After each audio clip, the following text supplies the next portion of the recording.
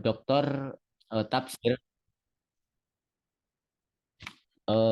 Doktor Tafsir itu telah menyampaikan perkataan yang cukup baik, yakni tentang kesejahteraan. Nah, Muhammadiyah di abad kedua ini seharusnya lebih progresif, hadir di masyarakat, menjawab apa yang menjadi kebutuhan masyarakat. Muhammadiyah hadir menjadi jawaban atas problematika masyarakat. Dan Doktor Tafsir mengatakan eh, masalah yang sangat krusial, yang mendasar adalah masalah kemiskinan. Kemiskinan ini adalah induk daripada penyakit sosial yang muncul di masyarakat. Karena kemiskinan ada pencurian, karena kemiskinan itu muncul dosa-dosa yang banyak sekali gitu. Nah, kemudian poin yang kedua, kepribadian Muhammadiyah itu memperbanyak kawan, ya. Kemarin di pimpinan pusat itu ada gerakan memperbanyak kepala. Nah, istilahnya selama ini kita memperbanyak isi kepala, ya. Muhammadiyah, kadernya, jamaahnya, simpatisannya itu digeber untuk ngaji, ngaji, ngaji. Bukan ini tidak penting, ya. Mengisi kepala ini penting, tetapi memperbanyak isi kepala ini juga memperbanyak kepala juga penting. Artinya apa? Memperbanyak kawan, aktif dalam aktivitas sosial masyarakat untuk mengamalkan ukhuwah Islamiyah, ya, ukhuwah basariyah, ukhuwah wataniyah, nah, ini ya, ukhuwah Islamiyah. Nah, ketika kita bersilaturahim melalui ukhuwah ini, ternyata selama ini kita terkekang hanya sekedar silaturahim, tetapi belum naik tingkat kepada silatul fikri, ya, bagaimana tukar pemikiran, silatul ilmi, bagaimana kita menambah wawasan, melakukan diskusi-diskusi, ya, melakukan apa koordinasi, bersinergi, dan ini perlu dilakukan oleh kader-kader Muhammadiyah.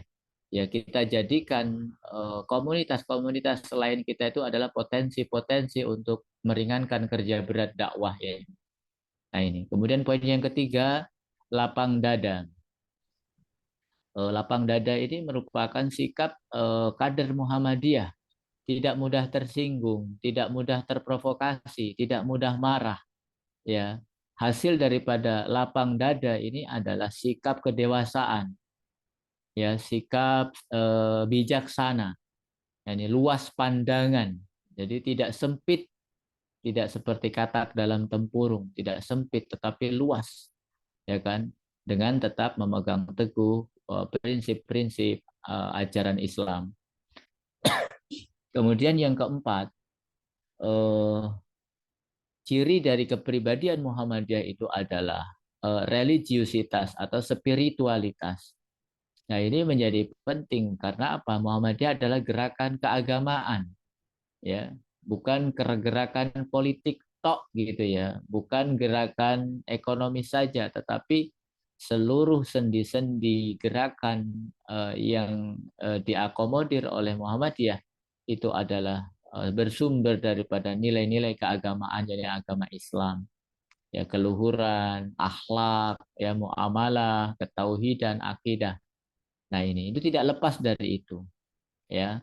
Bukan ormas yang bergerak hanya ngurusi politik saja, ekonomi saja, tapi bagaimana menginjeksikan nilai-nilai keagamaan dalam seluruh ranah kehidupan berbangsa dan bernegara dalam kemasyarakatan. Kemudian yang kelima, ciri khas kepribadian Muhammadiyah adalah orangnya taat hukum, selalu menjadikan hukum dan undang-undang serta falsafah negara yang sah ini itu sebagai pijakan, ya, taat hukum, ya, baik hukum yang kita sepakati, ya, dahrul ahdi wasyahadah, negara Islam sebagai negara Indonesia sebagai negara kesepakatan untuk bersama-sama mewujudkan perdamaian dan kesejahteraan, bagaimana kita bersama-sama komponen lain, ya, untuk mewujudkan kesepakatan. Ya, kita telah sepakat. Pendahulu kita telah mensepakati negara Indonesia sebagai negara bersama. Seperti itu. Maka hukum-hukum, produk-produk hukum ini harus disepakati. Dan orang Muhammadiyah itu selalu menempuh jalur-jalur hukum. Ya, jalur-jalur hukum. Ya, tidak pernah asli Muhammadiyah itu tidak pernah melakukan apa buhot, ya, apa itu berontak. Selalu taat hukum. Semua dilakukan. Masalah yang muncul itu ditempuh jalan hukumnya seperti apa. Ini termasuk ciri khas Muhammadiyah.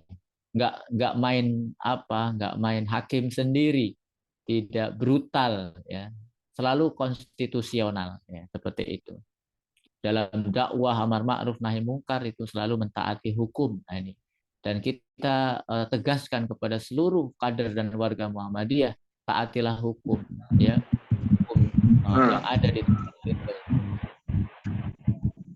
Kemudian kepribadian yang keenam, ya, yang keenam adalah selalu mendasari setiap aktivitasnya itu dengan amar ma'ruf nahi mungkar di segala lapangan, ya.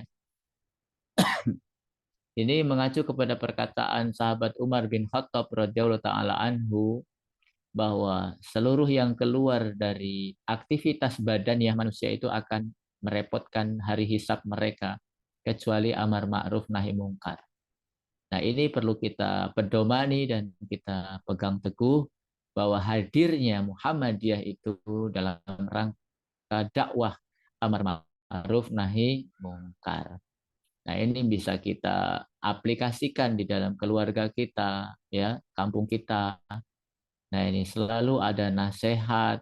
Nah, ini yang terus digaungkan oleh Muhammadiyah, selalu memerintahkan kepada yang baik dan selalu mengoreksi dan mencegah kemungkaran yang muncul. Kemudian kepribadian yang ketujuh, ya, warga Muhammadiyah itu menyarankan para aktivisnya atau kader-kadernya itu untuk aktif di dalam masyarakat. Ya, misalnya begini, tidak harus semua menjadi penyelenggara apa namanya pemilu seperti Panwas dan Bawas ataupun apa KPPS atau apa, ya. Tapi bisa juga kita membidik posisi-posisi strategis seperti RT, lurah, ya kan, Pak Camat, Pak Bupati. Nah, ini juga harus, bahkan kita itu punya lembaga hikmah, ya, dan kebijakan publik sekarang namanya, ya, hikmah dan kebijakan publik. Nah, ini yang akan mendiasporakan, ya, mendistribusikan kader-kadernya untuk bisa eksis di seluruh apa elemen masyarakat, ya. Ini penting, ya, nanti penting. Seperti di Bengkulu gubernurnya itu adalah kader Muhammadiyah sekaligus ketua majelis kader, ya, pimpinan wilayah Muhammadiyah Bengkulu, jadi gubernur. Nah, kemudian kalau di Lampung ini ya masih sedikit lah prestasi kita, ya, meskipun ya kita sudah punya kader-kader yang pernah aktif seperti di Metro Tanggamus, ya kan. Kalau di seluruh Lampung ini baru aktifnya di penyelenggara lah gitu, ya. Nah, bukan hanya sekedar itu saja, tetapi kader-kader Muhammadiyah bisa berdiaspora secara masif, terstruktur, ya, dan terencana supaya bagaimana bisa mengorbit, ya, di dalam eksekutif, ya, lembaga eksekutif. Nah, mungkin ke depan ini juga harus kita mulai bagaimana kader Muhammadiyah itu ya nyalon bupati, nyalon wakil bupati, nyalon gubernur, wakil gubernur. Ya, kenapa tidak, ya, gitu kan. Nah, ini sebagai ciri khas Muhammadiyah, ya, aktif dan dalam masyarakat. Tetapi tidak pernah meninggalkan norma-norma ajaran Islam yang kental. Ya, kita ingin menjadi warna, cius, ya kan, mewarnai seperti itu. Kepribadian yang kedelapan, ciri kepribadian Muhammadiyah adalah selalu bekerja sama, ya, dan mungkin ya sama-sama bekerja dengan golongan Islam manapun. dengan NU, dengan siapapun yang apalagi ya dengan seagama ya, ya dengan elemen yang lain juga harus bekerja sama. Karena apa? Kita punya tugas berat bersama, yakni apa? Perdamaian dan kesejahteraan tadi puncaknya ya. Maka kalau tidak menggandeng elemen yang lain, maka cukup berat untuk mewujudkan ini. Dan kader Muhammadiyah ini adalah kader-kader yang siap gitu ya, siap bekerja sama. Ya. Maka selalu kita itu menegaskan bahwa pantaskan diri kita untuk bisa berkiprah di masyarakat, ya kan? Ya, memantaskan diri ya untuk bagaimana kita ini bisa, kita mampu, kita potensial ya sumber daya manusia kita cukup gitu kan, bahkan unggul seperti itu. Nah, kemudian eh, kepribadian yang kesembilan, Muhammadiyah itu membantu pemerintah gitu ya, membantu pemerintah. Coba kita lihat. Misalnya Muhammadiyah itu tidak lagi ngurus pendidikan mogok gitu ya, maka pemerintah akan kesulitan, akan kerepotan. Ya, Muhammadiyah tempat pendidikan, amal usaha yang sangat banyak sekali. Ya, ini sangat membantu pemerintah. Maka jangan segan-segan istilahnya kita itu beraudiensi dengan pejabat. Karena apa? Kita mengingatkan mereka bahwa Muhammadiyah itu adalah sel, ya, komponen sel yang tidak bisa sakit. Kalau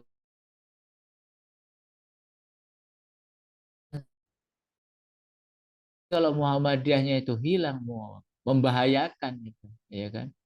Ya sangat bahaya sekali. Berapa ribu sekolahan kita, berapa ribu alumni kita, ya kan berapa juta mungkin ya. Nah ini membantu pemerintah.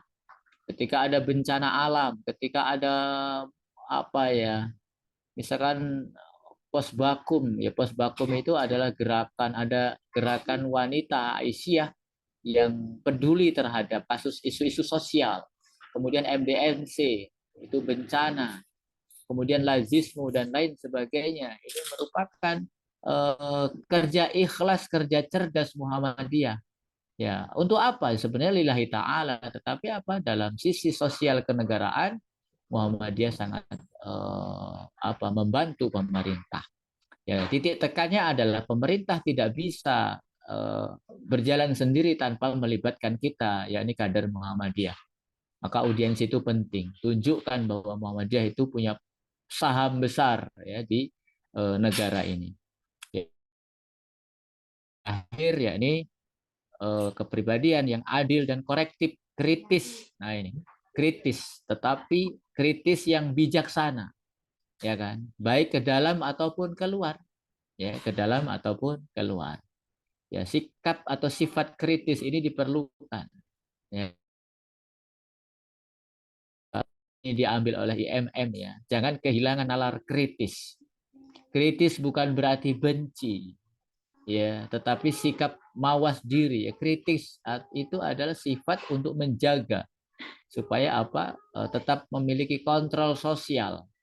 Kemudian menjadi antitesa kebijakan. Nah, ini kalau tidak dibangun nalar kritis dan korektif ya ke dalam ataupun keluar ya maka akan banyak sekali ya. Maka jihad konstitusi dilakukan oleh Muhammadiyah ini sebagai evaluasi dan pertimbangan pemerintah supaya apa? Ketika mengambil kebijakan itu benar-benar sudah melalui proses prosedur dan lain sebagainya secara baik seperti itu. Barangkali itu teman-teman saudaraku semuanya dari gabungan PDPM dan PCPM Rekanan penjelasan singkat tentang kepribadian Muhammadiyah ya yang menggambarkan kepada kita bahwa gerakan kita adalah gerakan mulia, gerakan kita adalah gerakan ibadah, ya gerakan kita adalah gerakan sosial, gerakan kita adalah gerakan amar ma'ruf nahi mungkar yang sangat lengkap. Nih, saya nggak bahas dalil ya, cukup satu dalil saja sebagai penutup materi ini. Mari kita renungkan tadaburi surat Al-Furqan ya ayat 1 ya Al-Furqan ayat 1 yang berbunyi Bismillahirrahmanirrahim Tabarakalladzi nazzalal furqana ala 'abdihi liyakuna lil 'alamina nazira. Jadi Maha Suci Allah yang telah menurunkan Al-Furqan, pembeda. Ya, liyakuna lil 'alamina nazira, agar dijadikan kepada seluruh alam itu peringatan. Kita adalah orang yang bernaung di bawah Al-Furqan. Al-Furqan adalah Al-Quran.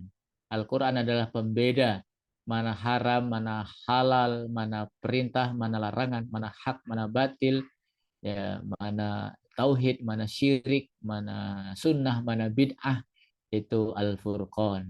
Ya, liyakuna lil alamina nazira, bukan lil muslimina nazira. Ya, pilihan kalimatnya itu lil alamina nazira, untuk menjadi peringatan kepada seluruh alam. Alam ini adalah amanah untuk dijaga bersama-sama, dijaga bukan hanya kelestariannya, tetapi dijaga tentang spiritualitasnya, akidahnya, dan lain sebagainya yang bersifat religius. Itu saja barangkali yang bisa saya sampaikan, karena tadi ada pesan sesi tanya jawab, mudah-mudahan masih ada waktu.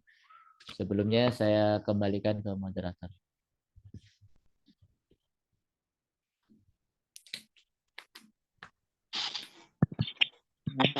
Alhamdulillah, terima kasih pada Ustadz Rohmat yang telah memberikan kita tausiah yang luar biasa menurut saya, ya, di mana sifat dan ciri dari Muhammadiyah ini penting sekali untuk kita pedomani dan harus kita terapkan dalam kehidupan sehari-hari. Dan mungkin bagi teman-teman yang tadi terlambat mengikuti, sedikit saya tadi mencatat dan mencuplik apa yang sudah disampaikan oleh Ustadz Rahmat, bahwa di antara 10 ciri dan sifat dari Muhammadiyah yang disampaikan kurang lebih ada beberapa di antaranya, yakni silaturahmi ukhuwah dan bersifat lapang dada, kemudian religiusitas dan spiritualitas, kemudian ada taat hukum, kemudian yang keenam adalah mendasari segala aktivitas dengan amar ma'ruf nahi munkar, kemudian yang ketujuh aktif di masyarakat sebagai kader umat, sebagai kader bangsa, melalui diaspora masyarakat, yang artinya kita menjadi apa saja di masyarakat. Kemudian yang kedelapan adalah sifat ciri Muhammadiyah adalah bekerja sama dan kerja bersama dengan golongan apapun, dan pihak manapun dalam rangka kemajuan masyarakat. Dan kemudian yang kesembilan adalah sifat kita membantu pemerintah. Kemudian yang ke-10 adalah adil, kolektif, dan kritis nalar dan kritis terhadap situasi yang aktual dan begini. Barangkali itu yang bisa tadi saya cuplik sedikit dari apa yang sudah disampaikan Rahmat. Kemudian kita memasuki kepada sesi selanjutnya, yakni sesi tanya jawab. Kita akan menampung 5 orang yang ingin bertanya dari teman-teman, yang kemudian nanti akan dijawab oleh Ustadz Rahmat, ya. Kepada teman-teman, barangkali ada yang ingin bertanya, silahkan raise hand, atau barangkali silahkan langsung buka mic-nya. 5 orang saja, ya, silakan. Siapa yang ingin bertanya terkait dengan tema kita malam hari ini, ya, ini 10 ciri dan sifat dari kepribadian Muhammadiyah. Silakan yang ingin bertanya, saya buka.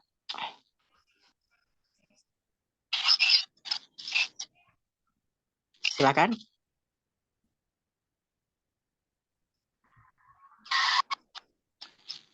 Silakan. Oke, baik. Tadi sudah muncul pertanyaan lewat chat, ya.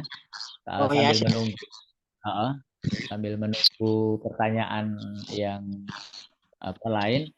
Apa sih perbedaan Muhammadiyah dengan apa tadi, lembaga ormas yang lain? Ya, perlu saya sampaikan di sini menanggapi pertanyaan yang muncul di kolom chat, ya, bahwa kita sebagai organisasi Islam, apa bedanya dengan ada yang berbeda dan ada yang sama. Itu yang perlu kita ketahui. Ada bedanya, ada persamaannya.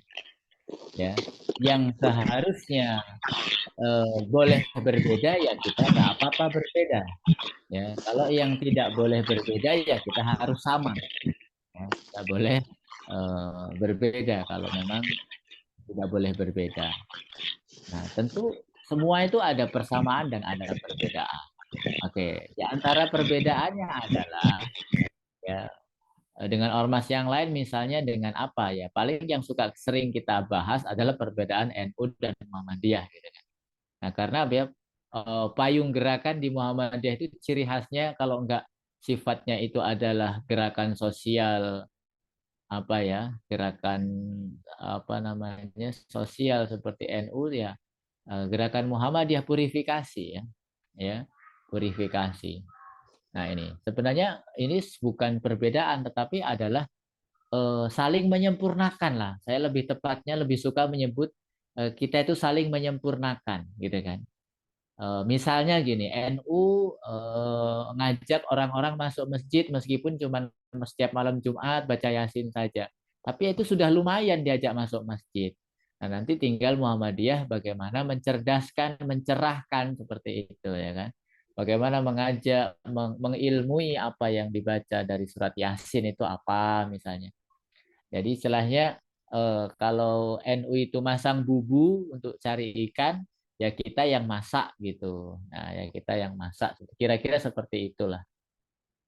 Eh, tentu kalau persamaannya lebih banyak lah ya daripada perbedaannya, insya Allah seperti itu. Kalau alam.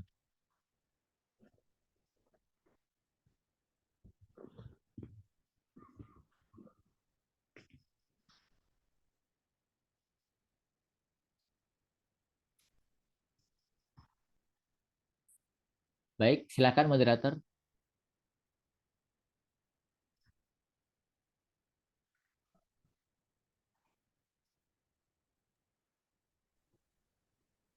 Ya, terima kasih Ustadz, Pak Ustadz.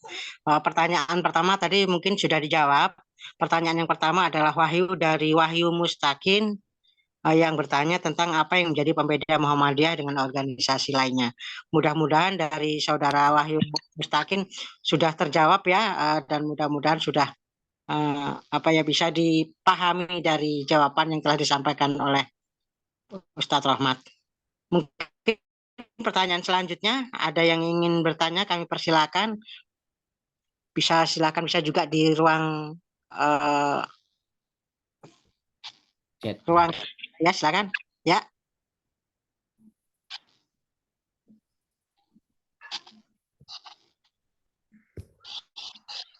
silakan. Mungkin ada yang bertanya, kami persilakan.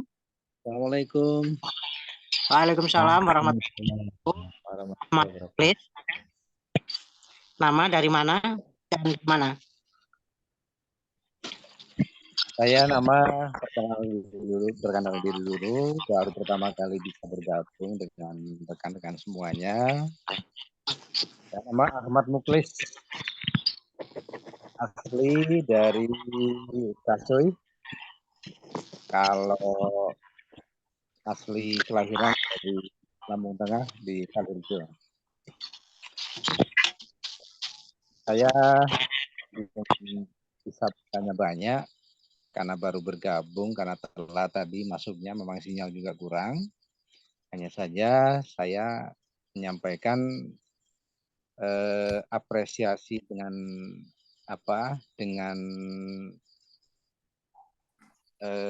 perantara ini, sehingga saya juga berterima kasih banyak sudah bisa bergabung, karena selama ini, selama saya tinggal di Kasui dari tahun 2007, memang begitu saya masuk, saya mencari teman-teman yang satu payung, artinya satu kemantepan di Kecamatan Kasui, dan alhamdulillah juga sudah ketemu dengan Pak David dan rekan-rekan semuanya.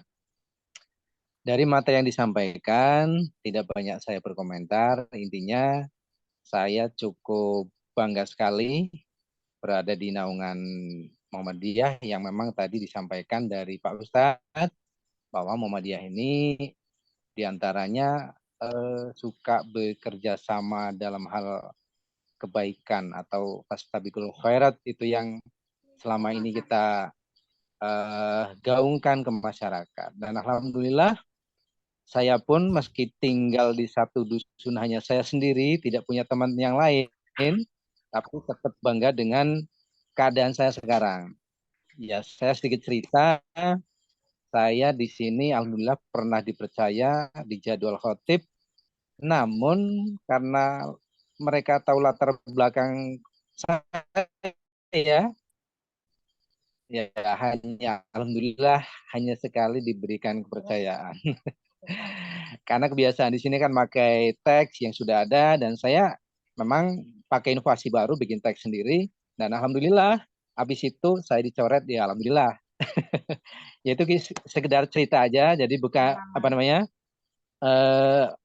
memberikan pokoknya mengapresiasi dari acara ini.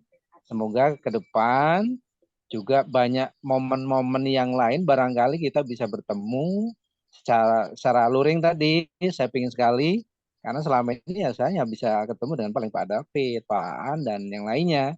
Tapi untuk Kabupaten Waikanan ini alhamdulillah kemarin Ramadan ada safari, alhamdulillah saya belum bisa ikut. Itu saja buat saudaraku seiman, seakidah semuanya. Terima kasih. Saya hanya bisa berkomentar, belum bisa memberikan pertanyaan-pertanyaan yang lain. Terima kasih Ustadz dan rekan-rekan sekalian. Wassalamualaikum warahmatullahi wabarakatuh. Waalaikumsalam warahmatullahi wabarakatuh. Terima kasih Pak Ahmad dari Kecamatan Kaswe yang memberikan testimoni dan apresiasinya terhadap kita semua dalam kegiatan acara ini. Ya, mungkin yang ketiga silakan ada lagi yang ingin menyampaikan atau bertanya atau memberikan testimoni juga mungkin barangkali kami persilakan jika masih ada. Boleh. Oh. Ya, silakan. Pak Ribowo. Silakan Pak Denny Ribowo, selamat datang. Pak. Saya baru gabung, baru sampai Jakarta. Jadi saya pengen penjelasan aja sih, edukasi buat kita semua ya. Tadi Bapak siapa yang dikasih? Bapak nggak sendirian, ada saya Pak, saudaramu. Jadi kalau ada apa-apa kabari saya. Nomor saya. Kemudian itu orang-orang tuh nggak sadar, sebetulnya mereka tuh adik-adik kita yang 14 tahun setelah kelahirannya Muhammadiyah baru bergabung, baru bikin gitu kan. Dia mereka percaya. Ya biasalah namanya adik-adik ya nggak. Saya pengen mengedukasi diri saya sendiri tentang maksud dan tujuan diadakannya pendidikan kemuhamadiyahan dalam institusi. Itu pertama. Terus dengan kemudian penjelasan bagaimana organisasi Muhammadiyah sebagai ruang lingkup pendidikan kemuhammadiyahan. Saya pikir kan kenapa bicara pendidikan ada dua yang saya sampaikan ini karena saya pikir ya untuk kasus-kasus yang seperti beliau tadi yang sebelum saya bertanya tadi terjadi itu mereka kurang edukasi saja. Sebetulnya kita ini betul-betul mulia. Muhammadiyah itu ingin menyelamatkan semesta, bukan agama, bukan hanya negara, bukan hanya manusia, tapi Muhammadiyah itu menyelamatkan semesta. Nah, kira-kira gitu ya Eko ya. Ini saya diajarin Eko loh, kemarin itu dibisik-bisikin waktu di Waikanan. Terima kasih. Terima kasih Pak. Ya, Mas. Ya, terima kasih. Pandangan yang disampaikan Pak Denny Ribowo yang juga memberikan pandangannya ya kepada kita semua bahwa Muhammadiyah ini tidak hanya bicara soal manusianya, bicara juga bicara alamnya. Artinya Muhammadiyah cukupnya lebih kepada menyelamatkan alam semestanya. Terima kasih Pak Denny Ribowo. Ya, kemudian kita persilakan masih ada dua lagi barangkali yang ingin menyampaikan pandangan, pendapat ataupun pertanyaan. Kami persilahkan. Izin Mas Eko dari Buai Bahuga. Namanya siapa? Kemudian langsung ke pertanyaan atau pandangannya, silakan. Oke, baik, mohon izin. Sebelumnya Assalamualaikum warahmatullahi wabarakatuh. Izin perkenalkan diri, saya Hamdani dari Buai Bahuga. Ini izin bertanya kepada Ustadz. Jadi tadi telah disampaikan terkait tentang 10 kepribadian Muhammadiyah, karena kebetulan juga Ustadz ini adalah salah satu pengurus di pimpinan Lampung ya. Selama menurut Ustadz ini yang belum dimiliki ya atau mungkin masih perlu dibenahi bagi para kader pemuda Muhammadiyah di antara 10 sifat kepribadian itu yang sifat yang mana gitu. Saya rasa begitu Mas Eko. Terima kasih. Baik. Ya, silakan Tat. Barangkali bisa langsung dijawab saja Tat. Oke, baik. Terima kasih Mas Eko. Yang pertama tadi dari Mas Ahmad ya, dan Mas Denny tentang pendidikan dan khotib. Jadi gini, saya ambilkan sebuah pernyataan dari sahabat Ali radhiyallahu taala anhu ya, mengatakan begini. Berdakwah itu sesuatu yang berat, sesuatu yang sulit ya. Berdakwah itu sesuatu yang sulit. Maka jangan kau tambahi kesulitannya dengan buruknya akhlak kalian. Kalimat tegasnya begini, berdakwah itu sulit, maka jangan kalian tambahi dengan buruknya akhlak kalian. Maka untuk diterima di masyarakat, Islam itu adalah agama yang sebenarnya bisa secara fitrah diterima. Ya. Nah, barangkali metode, waktu, dan akhlak kita ini yang mempengaruhi diterima atau tidaknya dakwah mulia ini. Nah, kemudian yang ketiga ini tadi bagaimana kontes kepemudaan. Nah, pemuda ini menjadi apa ya? Bagian yang sangat penting dalam Muhammadiyah. Ya, maka diharapkan dari 10 kepribadian Muhammadiyah yang sudah kita bahas tadi, itu saya rasa yang dibidik adalah para kader. Ya, para kader yang untuk berjuang, untuk memperbanyak kawan, ya, untuk bagaimana aktif di dakwah, bekerja sama. Ini adalah butuh apa? Ruang yang memang disediakan untuk para pemuda ini untuk berkiprah di dalamnya. Jadi saya tegaskan lagi bahwa kepribadian Muhammadiyah itu adalah ruang yang disediakan untuk berjuang para pemuda, para aktivis, para kader Muhammadiyah ini. Maka perlu kita tuh memperbanyak lagi pendalaman-pendalaman ya terkait dengan kemuhammadiyahan, keislaman ya. Muhammadiyah itu adalah Islam yang gagah kata Pak A.R. Fahrudin ya. Islam yang gagah ya, Islam yang mencerahkan, Islam yang mencerdaskan. Itu Muhammadiyah itu. Mungkin seperti itu yang bisa saya tambahkan. Mas Eko. Ya, terima kasih Pak Ustadz. Kemudian berikutnya mungkin kita mau ke yang pertanyaan atau sesi yang terakhir untuk yang 5 orang, 5 terakhir ya. Barangkali ada yang ingin bertanya, mungkin siapa setelah tadi terakhir dari Mas Hamdani Ma'ruf, mungkin yang lain terakhir. Ya, silakan.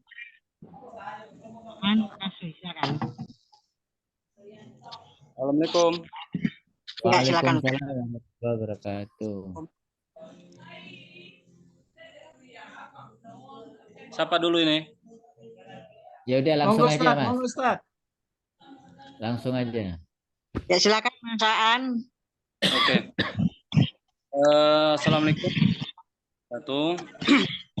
Waalaikumsalam warahmatullahi wabarakatuh. Ustadz dari PWM Lampung dan Ketua dan Sekum dan kawan-kawan semuanya mudah-mudahan selalu dimuliakan Allah Subhanahu wa taala. Ustadz, kami tadi dari Kasui menyampaikan juga statement ataupun testimoni terkait dinamika di Kecamatan Kasui khususnya di Muhammadiyah. Di Kasui ini tokoh-tokohnya memang ada beberapa tokoh Muhammadiyah, tapi memang tokoh-tokoh ini faktor usia, situasi lah seperti itu. Akhirnya mengkader Muhammadiyah di Kecamatan Kasui memang agak tersiok-siok, apalagi kalau mengkader kawan-kawan yang memang di lingkungan apa yang disampaikan oleh Pak Mukhlis tadi atau Bang Denny, bahwasanya kalau memang merekrutmen atau mengkader-kader daerah-daerah dalam lah seperti itu ya, daerah-daerah memang yang susah dijangkau, terus memang sudah dijangkau oleh kader-kader sebelah, memang agak terkucilkan sebenarnya, agak alergi, beberapa memang ada yang alergi juga, ya apa sih Muhammadiyah nggak pakai kunut seperti itu kan. Tapi ya alhamdulillah ya kalau pribadi sendiri dan kawan-kawan sendiri ya tidak masalah hal-hal seperti itu. Dan kawan-kawan tokoh-tokoh di kampus pun ya paham juga kalau kita ya dari Muhammadiyah ya,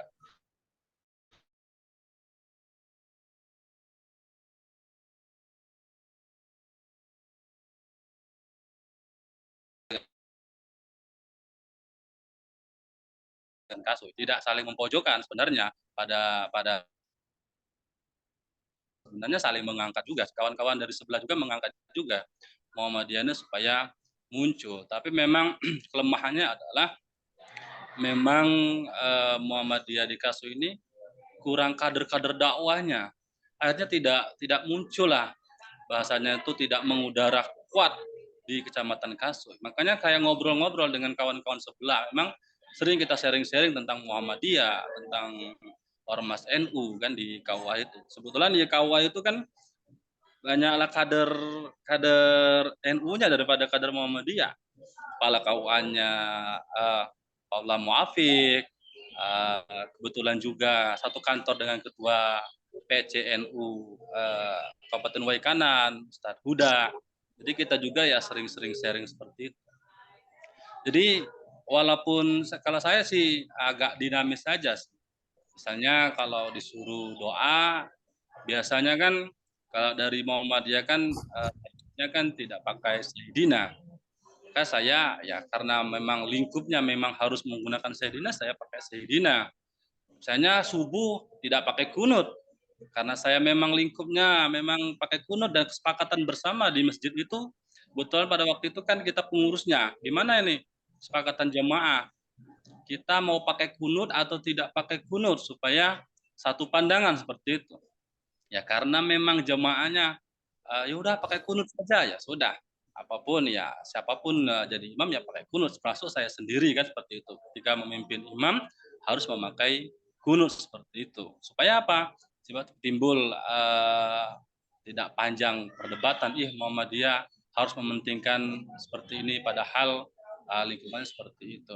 Jadi seperti itu Ustadz, mungkin yang pengen kami harapkan penguatan seperti apa lah supaya Muhammadiyah tetap eksistensi, mengudara, kami pun menjadi lebih kuat dan kokoh lagi seperti itu. Tapi memang betul Pak Mukhlis, memang kalau memang apalagi bagian Pak Mukhlis itu ada kawan saya itu memang alergi, pernah debat juga sih, pernah sharing-sharing juga seperti itu di lingkungan Pak Mukhlis itu. Tapi pada dasarnya kalau memang yang sudah paham dengan edukasi, nggak seperti itu belum munculkan. Ya saya di lingkungan pekerjaan di kawan-kawan NU semua, apalagi di Kemenang kan, seperti itu. Terima kasih Al Ustadz, mohon pencerahannya. Baik. Terima kasih Mas Aan Marhadi dari Kaso ya. Mas Aan ini adalah penanggap terakhir yang kita sediakan dalam kesempatan kita malam hari ini, di mana Mas Aan menyampaikan bahwa meminta penguatan Pak Ustadz, meminta penguatan seperti apa yang harus dilakukan, di mana beliau notabene berada di lingkungan Nahliyin ya, di lingkungan yang mayoritas di kalangan NU begitu. Silakan Ustadz Rahmat. Baik, terima kasih Mas Aan, Ustadz Aan ya. Kalau untuk perbedaan ini nggak usahlah NU dengan Muhammadiyah, NU dengan NU, Muhammadiyah dengan Muhammadiyah. Sebenarnya potensi perbedaan ini nggak bisa dihindarkan, dan seluruh apapun itu pasti ada sisi perbedaannya. Nah, sebenarnya yang paling harus kita kuatkan itu adalah bagaimana sikap dalam mensikapi perbedaan. mendewasakan kita, kepribadian kita itu kita dewasakan supaya dalam mensikapi perbedaan ini kemudian tidak memunculkan konflik gitu kan. Oh ya sudah, karena ini memang berbeda. Seperti itu. Nah, tadi sikap kita legowo, lapang dada, inilah yang memang harus diutamakan, dan kita mengajak mereka supaya dalam perbedaan ini kita bisa bersama, ya kan? Bisa nggak kita itu bersama dalam perbedaan? Ya justru kalau maaf saya ambil contoh Cak Nun dulu mengibaratkan begini, dalam satu piring ketoprak, Mas Aan tahu nggak ketoprak itu apa? Tahu ya? Nah, ketoprak itu kan ada tahu, ada sayur apa itu? Toge gitu ya. Ya toge supaya tetap menjadi ketoprak ya harus menjadi toge, jangan pura-pura jadi lontong, jangan nggak usah jadi yang lain-lain. Kacang tetap kacang, ya kan? Supaya apa? Ya tetap bersatu di dalam satu nama, ya ini ketoprak gitu kan. Ya kan? Kalau kalau dia itu satu piring isinya itu beras semua ya namanya nasi goreng gitu kan. Nah, tapi bagaimana hadirnya komponen-komponen ini justru menjadi satu nama, yakni ketoprak seperti itu. Tetaplah menjadi diri sendiri, tetaplah memunculkan identitas kita gitu. Seperti misalnya Indonesia, Jawa itu Indonesia, Sunda juga Indonesia, Padang Indonesia. Nggak perlu harus orang Padang itu pakai kebaya supaya menjadi Indonesia. Ya kan, tidak perlu orang Jawa itu pakai koteka ketika menjadi Indonesia. Silakan menjadi tunjukkan identitas masing-masing, tapi kita itu Indonesia gitu kan. Kita berbahasa. Ketika kita ngomong bahasa Jawa ya itu bahasa Indonesia, bahasanya orang Indonesia gitu kan. Nah, mungkin ini yang perlu juga disampaikan terkait dengan apa namanya mensikapi perbedaan-perbedaan. Gitu. Saya rasa seperti itu. Mas Aan misalnya ikut kunut, mengamalkan sesuatu yang bukan menjadi amalan ciri khas Muhammadiyah. Ya, ini tinggal kita dewasakan loh. Karena saya Muhammadiyah, ya kalau saya berkeyakinan tidak pakai kunut, gitu ya. Cara bersatunya itu bukan kemudian ya udah saya tak ikut kunut, gitu kan, supaya kita nggak ribut gitu ya. Ya nggak ribut, ribut ya nggak apa-apa, tapi jangan apa ya. Ya kita itu tetap tetap Islam loh kan. Yang tidak kunut itu kan bukan Muhammadiyah. Kapan Muhammadiyah nggak kunut? Terus NU bikin kunutnya itu kapan? Ya, semua sudah punya riwayat sendiri-sendiri. Ya ketika Imam Ahmad bin Hambal, Imam Hambali, Imam Abu Hanifah tidak kunut itu bukan berarti Imam Ahmad dan Imam Hanafi itu Muhammadiyah kan gitu. Ya kan. Ketika Imam Syafi'i nggak kunut bukan berarti Imam Syafi'i itu NU. Lah kapan NU-nya gitu kan? Itu. Jadi kadang-kadang kita terjebak dengan identitas sekarang ini, perbedaan antara NU dan Muhammadiyah. Padahal Muhammadiyah nggak kunut itu ya bukan berarti melanggar nyeleneh gitu. NU kunut itu bukan berarti NU yang punya kunut gitu, enggak juga. Dan yang lain tetap banyak, sekitar ada 10 lah ciri khas perbedaan. Dan itu perbedaan yang lumrah dan wajar dari segi fikihnya gitu. Nah, ini perlu dibebaskan kita dari itu ya. Kita harus dibebaskan dari mentang-mentang sudah beda ya kita nggak rukun. Nggak seperti itu kok gitu. Itu. Ya, kita nggak kunut itu bukan berarti ingin memusuhi orang NU ya, tidak lah. Gimana NU menunjukkan identitas kunutnya yakin ya itu bukan berarti ingin cari musuh orang Muhammadiyah. Itu kan. Wa innakala fi qaulim muhtalif, kita itu selalu berbeda-beda. Tapi sikap inilah ya. Barangkali itu Ustaz Aan. Terima kasih. Saya rasa ini kita perlu adakan Baitul Arqam lah meskipun sehari semalam nanti pemuda-pemuda ini ya. Nanti kita akan lebih tajamkan tentang kaitan-kaitan ideologi ini ya. Seperti itu. Saya rasa saran saya itulah ya. Adakan Baitul Arqam aja Mas Dedi. Ya, Ustadz. Memang mungkin rencana kita itu sudah jadi rencana sebelumnya untuk kita Baitul Arqam dasar. Insya Allah kalau kita tidak laksanakan pada akhir tahun ini, mungkin di awal tahun depan, Ustadz.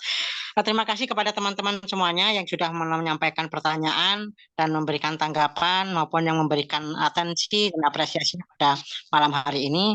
Dan saya ucapkan terima kasih banyak kepada Ustadz.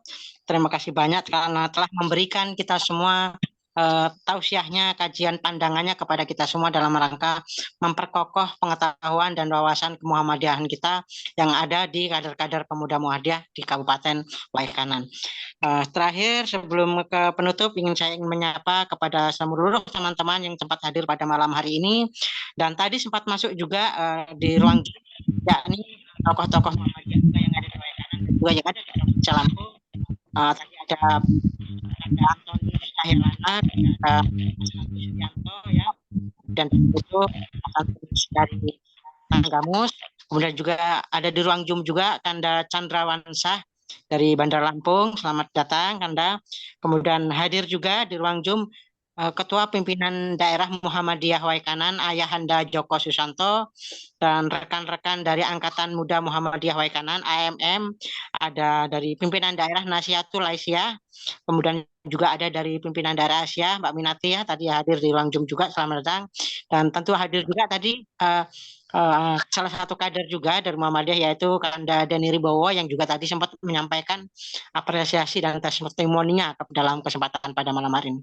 Mungkin karena tadi ada Ayahanda, mohon sejenak barangkali kepada Ayahanda Joko Susanto selaku Ketua Pimpinan Daerah Muhammadiyah untuk memberikan sedikit penyampaian kepada kita semua. Jika mungkin Ayahanda Joko Susanto masih standby di orang Zoom, mohon berkenan kiraan Ayahanda Pak Joko.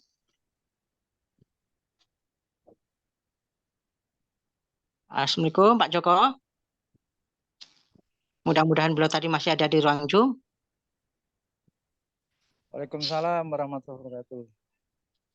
Halo. Ya, mohon berkenan Pak Joko memberikan sedikit bahannya tanggapan dan sepatah dua patah bagi kami semua Pak. Ya, tadi agak ngikutin terputus-putus masih di kilometer 4 ini. Ya, alhamdulillah saya bersyukur kawan-kawan punya inisiatif untuk melaksanakan kajian, dan ini saya kira menjadi momen yang baik sekali buat kawan-kawan pimpinan pemuda Muhammadiyah, dan saya harapkan tidak hanya malam ini tapi nanti juga menjadi kajian rutin sehingga kita bermuhammadiyah ini semakin mantap, semakin kuat komitmen kita untuk bermuhammadiyah. Saya kira demikian aja Mas Eko, mudah-mudahan istiqomah kita untuk kajian pada malam hari ini. Terima kasih. Assalamualaikum warahmatullahi wabarakatuh. Waalaikumsalam warahmatullahi wabarakatuh. Terima kasih kepada Ayahanda Joko Susanto. Baiklah teman-teman sekalian, kita sudah sampai kepada penghujung waktu dan penghujung acara. Sebelum acara kita tutup, mohon kepada Ustadz Rohmat memberikan closing statement-nya pada kegiatan kajian malam kita pada malam hari ini. Ustadz, silakan Ustadz. Oke, baik. Terima kasih kepada Ketua PDM Waikanan yang alhamdulillah bisa bergabung, dan Ketua PDM dan seluruh hadirin sekalian. Begini, Muhammadiyah itu sudah on the track, gitu. Sudah on the track. Itu satu. Yang kedua, Muhammadiyah itu kalau kata Pak Dokter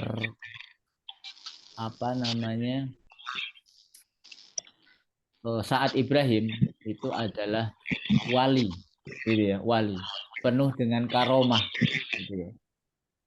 Kita memang tidak mengenal konsep wali secara pribadi, tetapi Muhammadiyah secara universal itu adalah wali. Banyak sekali karomah-karomahnya, dan ini kita tentu bangga menjadi bagian daripada kemuliaan Muhammadiyah. Kemudian yang ketiga, Muhammadiyah itu tadi ada pertanyaan kenapa harus bermuhammadiyah tadi ya di kolom chatting. Kenapa sih harus bermuhammadiyah? Karena Muhammadiyah ini ingin menghantarkan ya, ingin menghantarkan umat ini ke depan pintu gerbang Jannatun Naim. Kita lihat, bisa cek kok. Muhammadiyah itu tulus, ikhlas, berjuang, ingin mencerdaskan, ingin mencerahkan, ingin mensejahterakan. Bukan mencerdaskan, mensejahterakan pribadi, tetapi umat. Ya, kita membawa bukan sekoci-sekoci kecil, tapi kita perahu peradaban, yakni umat Muslim. Ya, Muhammadiyah itu ingin menjadi bagian daripada Islam. Nah, kenapa ya tadi ada barusan muncul ya, kenapa hanya sampai ke pintu gerbang? Nah, ini bentuk zuhud, ya, bentuk tawaduknya Muhammadiyah, karena yang megang kuncinya itu ya bukan kita, ya, kita hanya menyampaikan, menjadi panitia yang menyampaikan ke depan pintu gerbang. Kalau untuk masuk ke dalamnya ini nanti urusan masing-masing, ya kan, karena tergantung dengan antriannya masing-masing. Ya, ini bentuk ketawaduan. Ya, ketawaduan, kita nggak boleh memastikan seseorang itu masuk surga atau tidak masuk surga itu, tapi kita ingin membangun optimis, ya, membangun optimis supaya kita ini semakin dekat. Nah, maka saya tutup dengan kalimat Allahumma inna nas'alukal jannah wa ma qarraba ilaiha min qaulin aw amalin. Ya Allah, kami mohon kepada Engkau surga dan hal-hal apa saja yang mendekatkan kami kepadanya dari perkataan dan perbuatan. Wa na'udzubika minan nar wa ma qarraba ilaiha min qaulin aw amalin, dan jauhkanlah kami dari api neraka dan hal-hal yang mendekatkan kepadanya dari perkataan dan perbuatan. Wassallallahu ala nabiyina Mustafa Muhammadin wa ala alihi wasallam. Wassalamualaikum warahmatullahi wabarakatuh. Waalaikumsalam warahmatullahi wabarakatuh. Ya Ustaz, terima kasih. Sampaikan berdoa mani dan dapat kita hayati serta dapat kita laksanakan dan kita aplikasikan dalam kehidupan sehari-hari. Sehubungan dengan telah disampaikannya pernyataan penutup dan closing statement dari Ustadz Rohmat tadi, maka berakhir juga acara kita pada malam hari ini. Sebelum kita ke acara lain-lain, barangkali akan saya tutup terlebih dahulu kegiatan kajian malam Rabu malam hari ini secara resmi. Sebelum kita tutup acara ini dengan sama-sama membaca lafaz hamdalah. Alhamdulillah. Pantun dulu kok, pantun. Pantunnya nggak bisa pantun, Bang. Baiklah, sebelumnya terima kasih banyak kepada hadirin sekalian. Sebelum kita menuju ke acara lain-lain, saya selaku moderator mohon maaf kalau ada kesalahan, dan kepada Allah Subhanahu wa taala saya mohon ampun. Billahi fisabilil haq wastabiqul khairat. Wassalamualaikum warahmatullahi wabarakatuh. Waalaikumsalam warahmatullahi wabarakatuh.